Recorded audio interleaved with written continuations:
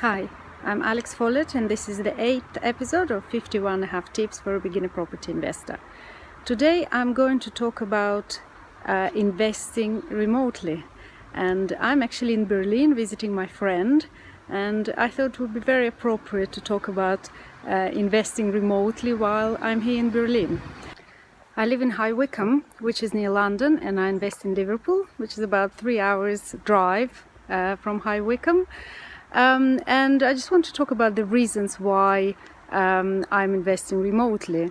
Of course, if you can invest locally, it's the best because you would know the area, you can monitor the progress of your projects, you can monitor while the properties are being let out. Okay, great, but it's not always working out like this. So in my situation, in order to invest in High Wycombe, I had to basically had more funds to start with. So for example, in Liverpool, to buy a house and convert to HMO, you would need around, I don't know, 50 to 70,000 pounds today. And in order to invest in London or in High Wycombe, you would need at least 100,000 pounds or probably more. Yeah, it was just about the numbers. Investing remotely is not unusual. So, for example, I went to a property meet recently, and I said I would like to meet people who have properties far away, who have remote portfolios, and actually quite a lot of people approached me and shared their experience, and even the host of the meet, which was near London, has a portfolio in Scotland. So this is quite usual, but how do you start really? So I started without knowing anyone, and for me it was a bit of a coincidence. So I went to a property event which lasted 4 days, and I met somebody who is based in Liverpool, and it just went from there. But I also investigated a different area.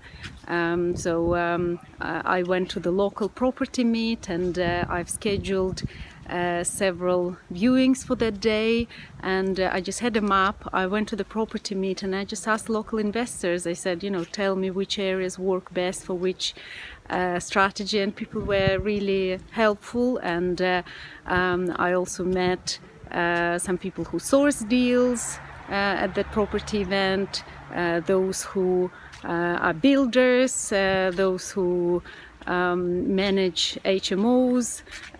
So really, you have to start investigating the area by viewing properties and going to local property meets to meet people who actually invest in the area and work in the area. So with our current project, so I'm in Berlin, and today we had a video call with our project manager. So he was in Liverpool, my business partner Terry was in London, and I'm in Berlin, and we had a video call, and we looked at how the project progressing. So the project manager took us around the property, and it was very useful to see the project. So he does it twice a week, where we really just see the progress, and we're also looking for a new project at the moment. So what we're doing is we're looking at the different properties that are available on Zoopla and Rightmove, and we're just sending him to look at these properties and give us opinion. We are also connecting to different deal sources and really building our team. So we don't want to have a single point of failure where one person is not available and everything stops. And in terms of going forward, I would love to have a portfolio in High Wycombe at some point as well, but actually I'm not planning to live in High Wycombe all my life. My children are growing up, so my youngest is 11, and when she finishes school and goes to university, I don't think I'll stay in High Wycombe. So wherever I have a portfolio in 7 years' time, I will be a remote investor anyway. So really it's a good way of discipline and making sure you can manage a remote portfolio from the start. So I hope you found this video useful, and see you next week.